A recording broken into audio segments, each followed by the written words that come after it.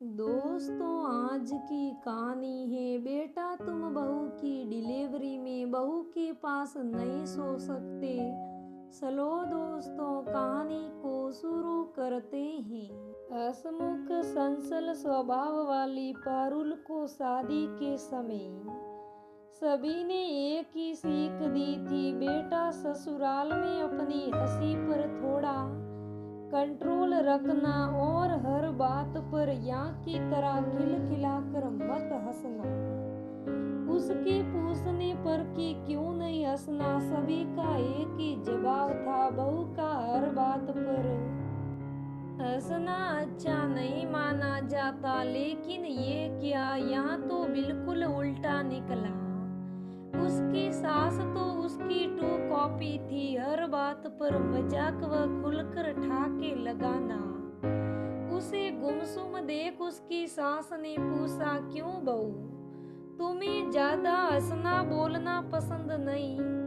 नहीं मम्मी जी, मुझे तो खुद मजाक मस्ती पसंद है। वो तो सबने कहा था कि ससुराल में बात बात पर हंसोगी तो सास बुरा मान जाएगी, इसलिए मैं तो। अरे ये सब सासों को लोग इतना कुरर क्यों मानते हैं भाई? हम भी इंसान हैं, हमारा भी दिल है। हम सिर्फ बैठकर हुक्म ही नहीं चलाते, काम भी करती है। क्यों, सही कर रही हो ना बहू? हाँ माँ जी, जैसा मैंने सुना था आप तो बिल्कुल वैसी नहीं हो। बस तो बहू अब उदासी का मुखौटा उतार दे और मुस्कुरा कर दिखा दे, ये तेरा अपना घर है और हम दोनों को ही मिलकर इसे सलाना है। ये थी पारुल की सास। परिवार में ही सास ससुर के अलावा एक शादीशुदा ननद भी थी जो दूसरे शहर में रहती थी, सास के साथ काम करते हुए। मस्ती मजाक में दिन कैसे बीत जाता था उसे खुद ही पता नहीं चलता था। कुछ महीनों बाद पारुल प्रेग्नेंट हो गई। उसकी सास बेटी की तरह उसका ध्यान रखती। पारुल ने एक सुंदर बेटे को जन्म दिया। पोते के आते ही घर में खुशियां छा गई। पारुल का पति और ससुर तो उस नन्ही सी जान को दुलार करते ना थक रहे थे। रात को जब खाना खाने के बाद पारुल का पति शिवम अपने कमरे में आया तो उसकी सास ने कहा, बेटा जी, अब 1 महीने तक तेरी इस कमरे में नो एंट्री है। अपनी माँ की बातें सुन वो हैरान सा बोला, क्यों मम्मी? क्योंकि सेवा 2 महीने तक अपने पोते व बहू की देखभाल करनी है मुझे। तेरी बहन इस शहर में होती तो वह आती, लेकिन अब जिम्मेदारी मेरी बनती है। बहू तो डिलीवरी के बाद खुद कमजोर हो गई है, ये अपने आप को संभालेगी या इस बच्चे को? वैसे भी छोटे बच्चों की नींद बहुत कम होती है, बार बार जागते हैं। बहू का इस कमजोरी की हालत में बार बार उठना बैठना सही नहीं। और तू तो इतना कुंभकर्ण है कि अगर एक बार सोया तो तेरे पास कितने ही डोल पीट लो, तू तो उठने से रहा। और रात को बार बार अपने कमरे से उठकर आना मेरे बस की बात नहीं, इसलिए रात को मैं यहीं तेरे कमरे में सोया करूंगी, समझाना।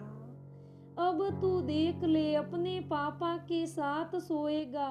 यहाँ गेस्ट रूम में वह हंसते हुए बोला, अरे भाई, मुझसे तो रात को बिल्कुल नहीं जागा जाएगा, आप ही संभालो अपनी बहू और पोते को। मैं तो बाहर ड्राइंग रूम में भी सो जाऊंगा, कहकर शिवम मुस्कुराकर चलता हुआ चला गया।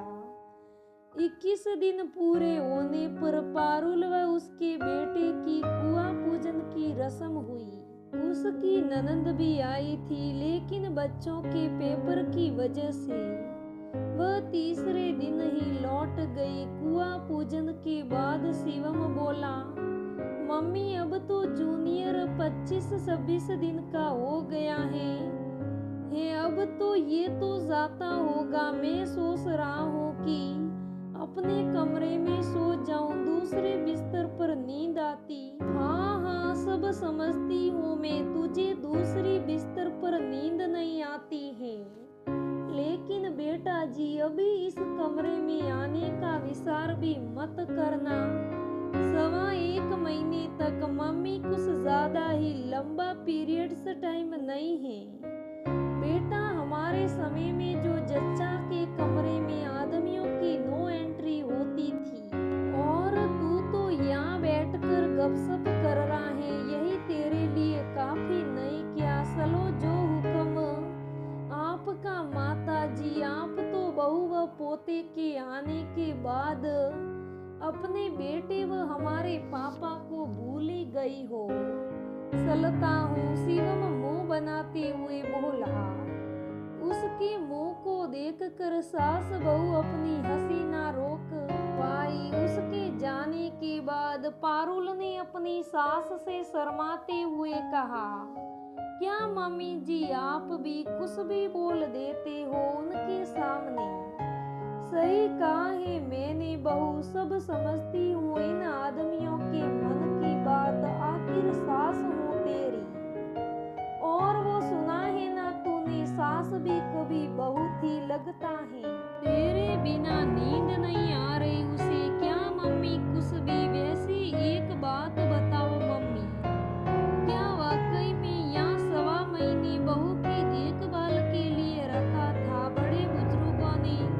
कुछ सही भी है कुछ नहीं भी। मेरी सास बताती थी पहले 1.25 महीने तक डिलीवरी के बाद औरतों को अशुद्ध समझ उन्हें एक अलग कमरे में रखते थे, और उनके खाने पीने के बर्तन भी अलग ही होते थे। कमाई करनी थी नहीं जो उनके खान पान पर खर्च। हाँ इस समय उन्हें आराम जरूर मिल जाता था। मेरी सास ने तो ये सब खुद भुगता है, लेकिन उन्होंने मेरे दोनों बच्चों के समय मेरी खूब सेवा की, ये मैं कभी नहीं भूल सकती। उन्हीं से मैं सीखी हूँ, मैं भी अच्छी दादी बनने की कोशिश कर रही हूँ। मम्मी जी आप एक अच्छी दादी नहीं, दादी के साथ साथ एक अच्छी सास भी हो। 2-3 दिन बाद ही पारुल के ससुर अपने पोते को खिलाते हुए उसकी सास से बोले, भाग्यवान कितने दिन बहू के कमरे पर कब्जा जमाए रहोगी। वो बेचारा हमारा बेटा बाहर सोता है तो सोए। मैं तो 1.25 महीने पहले कमरा छोड़ने वाली नहीं। ये सुन उसके ससुर मुंह लटका कर बाहर चले गए। ये देख पारुल की हंसी छूट गई। 1.25 महीना पूरा होने के 2 दिन बाद भी पारुल की सास उसके पास ही सोती रही। एक दिन उसके ससुर जी बोले, अब तो 1.25 महीना भी पूरा हो गया, क्या बच्चे को 1 साल का ही पूरा करके बहू का कमरा छोड़ोगी? बच्चों को भी थोड़ी आदत डालने दो, उसे अकेले संभालने की, तभी तो जिम्मेदार बनेंगे दोनों। उनके जाने के बाद पारुल हंसते हुए बोली, मम्मी जी आपके बेटे के मन का तो पता नहीं, लेकिन ये मैं विश्वास के साथ कह सकती हूँ हमारे पापा जी को आपके बगैर बिल्कुल नींद नहीं आ रही। इस उम्र में भी आपका जादू उनके सिर पर साया है। अब तो आप पापा जी पर तरस खाओ और उनका अपना बोरिया बिस्तर समेट उनके पास चले ही जाओ। सासू माँ पारुल शरारती मुस्कान के साथ आंख मारते हुए बोली, सल शरारती कहीं की कुछ भी बोलती रहती है। कहते हुए पारुल की सास का चेहरा शर्म से लाल हो गया। तो दोस्तों आज के लिए बस इतना ही, फिर मिलेंगे अगली कहानी में। दोस्तों ये आज की शरारत भरी कहानी कैसी लगी मुझे कमेंट करके ज़रूर बताइएगा। अगर कहानी अच्छी लगे तो लाइक करना, शेयर करना, मेरे से